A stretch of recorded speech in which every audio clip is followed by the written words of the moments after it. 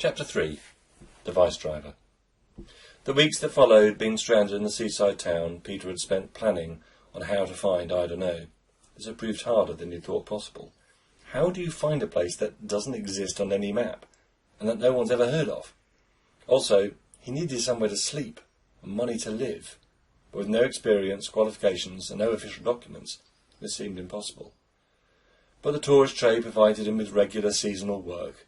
He even made some friends, but he spent all his spare time plotting to get back to Eye Dunnow. Each day that passed, he felt that his chance of a welcome home diminished. It had taken nearly 4 years of searching before he found it. 4 years in which he had continued only because he didn't know how to stop, even though he realised that by now there would be no welcome home, no forgiveness, only bitter recrimination and anger. Peter had searched by using a train to take him into an area, and then he had performed a detailed search by bicycle, not a car, because not officially existing had made vehicle ownership impossible. But without any landmarks to guide him, and no roadsides to direct him, he had used large-scale maps. Each area was broken up into squares, and he would try to explore every one. He knew that no main road went near the town, so he had placed a large cross on hundreds of squares that contained towns, or built-up areas. But this still left thousands where the town could lie. He had to investigate every well-worn track and dead end, look over every hill, and trespass onto countless farms. Some days, from hilltop views, he could survey a dozen squares. On others, the heavily forested land meant that he barely covered 2 squares in a day. The summer were hardest, where his work meant that he only had a few days a week to explore, but living very simply, he could save enough to spend most of the winter searching. After 3 years, he became disheartened, and had begun to see the seaside town as his home. The searches became less thorough, but he began to enjoy the time he spent just being in the countryside. So it came as a complete surprise to find the first signs of the town. He had wandered near a large power station. Its huge water-cooling towers gave the place an eerie feeling. He walked across a wide plain into a large wood. It was here that he found signs saying that he was in a restricted military zone. He moved past the signs and walked deeper into the trees, and came to a fence with a view through to dozens of what looked like grain silos. Their familiarity seemed so cheery that at first glance he thought, "Oh, they look just like the database towers." A moment later this turned to, "They're the database towers." Then the soldiers came. They didn't hang about. His cries of, "I live here, I'm from this town," made no difference. His face was covered in a rough sack, and his hands tied painfully behind his back. He was pushed, hit, and dragged across rough ground, and then dumped on a cold stone floor. Any attempt to speak or move was rewarded with a punch or a kick. Eventually, after several hours on the floor, his face was uncovered, and he was interviewed by someone who obviously had never heard of Eye Dunnow, and plainly thought he was probably a spy, or else crazy. They were very interested in his maps, but not in his explanations. His head was rebagged, and he was loaded into a truck.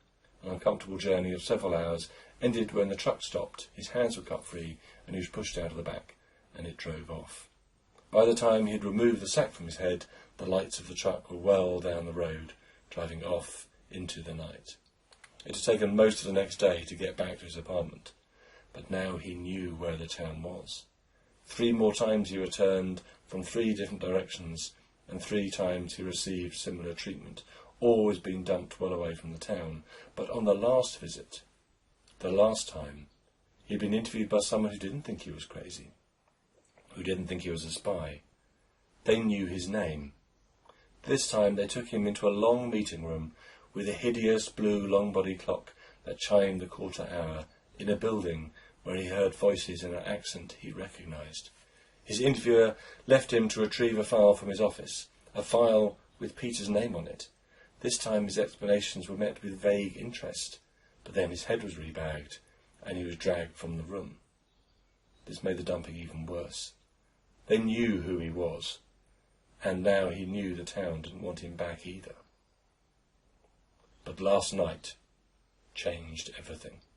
Peter had not recognised him immediately when Fintle stepped out from the shadows like a character from a spy movie, looked up at Peter from under large, hairy caterpillar eyebrows. He had said, "Good evening, Peter." Peter smiled at the man, a face he knew from somewhere, and muttered a good evening in reply, and barely walked a pace before he had stopped. His heart had suddenly picked up. He turned to face the man who had interviewed him nearly a year ago. His senses alert to the fact that this man wasn't from here. He was from the other place, and his presence meant danger. "What do you want?" Peter felt nervous and was surprised to find that his voice didn't betray his fear. "Just to talk, old chap, just that." Fintle gestured towards a waiting car, parked next to them. "Please." One glance at the car was all Peter needed to know that he didn't want to get into it. "So talk," said Peter. He crossed his arms and stared at Fintle, while memories of the last meeting that they had had played in his mind. He felt nothing but hatred for the man. "If you wish," said Fintle. He then paused, and Peter was surprised to see that the man looked nervous, unsure how to proceed. "Firstly, I'd like to apologise for the way you were treated the last time we met. If I'd known who you were," Peter cut across him. "You knew who I was. You made that very clear." "Well, yes and no. We knew you were the chap who tried to break into the town on previous occasions. We didn't know you were the Peter Byte, ex-resident of the Lost Town. To the guard, you were a persistent nuisance. Had we known who you were, I told the guards exactly who I was, and they made it clear that, but my dear boy, the guards don't know what they're guarding. They've never heard of the town. They think they're guarding a military establishment. It proved chance that I came out that night, and they told me that you were a persistent trespasser. I told you the name of the town," said Peter angrily. "Well, yes, but I didn't know the name of the town either. To us it's one of the lost towns. We refer to it as Silicon Wood. When I asked you where you were from, you said, 'I dunno.' Well, it wasn't until recalling the story to a colleague after you had been dumped on the side of the road, removed from the premises, did the penny drop. As I said, I wish to apologise. And may I say that if only you'd given your correct address, I could have apologised a lot earlier. It's taken almost a year to track you down," said Fintle. He seemed to have regained some control of the conversation. "OK," said Peter. His head nodded slowly. "Apology not accepted. Good night." He turned to leave. "Oh, please, dear chap, we need you. Your town needs you." Peter continued to walk. "My dear boy, your wife needs you." Peter stopped and let out a sigh, turned slowly, walked over to the car, and got in. "OK, who are you?" asked Peter from the enormous back seat as Fintle settled in beside him. They were separated from the driver by a glass screen, below which were wooden veneered panels that he felt sure would probably contain decanters of sherry. He smiled, in spite of his wariness. Fintle reached into an overcoat pocket, pulled out a battered laminated card, and handed it over. Peter looked at the faded photograph of Colonel D.A. Fintle, M.C.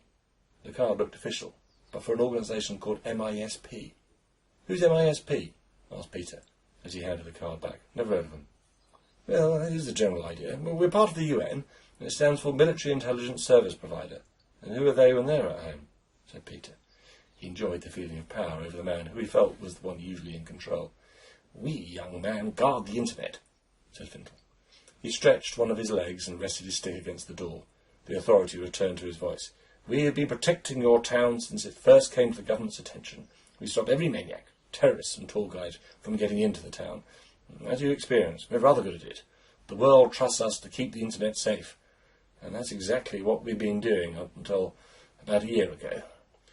At around the last time of your visit, everything changed. The town has suffered from some attacks, not from the outside. We're used to those, but from within. And now someone's died." "Died? Who's died?" Peter suddenly felt afraid. The town had always felt like a haven. If only he could get back there, then he'd be safe. Fintle took out a piece of paper and read a name that Peter had never heard of. "I don't know him," said Peter. He felt guilty about the relief that it wasn't someone he knew. He suddenly felt a strong need to go home. "Are you going to drive me back tonight?" he asked. "Ah," said Fintle. "Not tonight, no. We hope for a window tomorrow, but I should tell you that things are not the same in the town. You can't just turn up at the guardhouse. You've seen their reaction." "I don't understand. I thought you said the town needs me." It does, dear boy. It just doesn't know it yet. The whole place is under lockdown. Has been for weeks. You won't be allowed in through the front door. Fintle held up his hand to silence another question from Peter. But there is another, different way. I can get you in. I know how. And then what? Peter said. And then we need you to perform a task, something the town needs. Something that will save the town, said Fintle, without a hint of a smile. I just want to see my wife. I don't care what the town needs. You save the town. I want to go home. It was Zeta who thought you may be willing to help. Look, I'm sorry, but this is really the only way back. But you should know that if you don't succeed, there may be no home to go to. Fintle then laid out the plan. Peter was to go into the town, undercover, find out as much as he could about the threat and get the information back to Fintle without letting the authorities know. And if I'm caught? Asked Peter. Yeah, I'll be honest with you. If they catch you, they may arrest you. And they definitely don't want you to report anything to me. If they catch you, best not mention my name.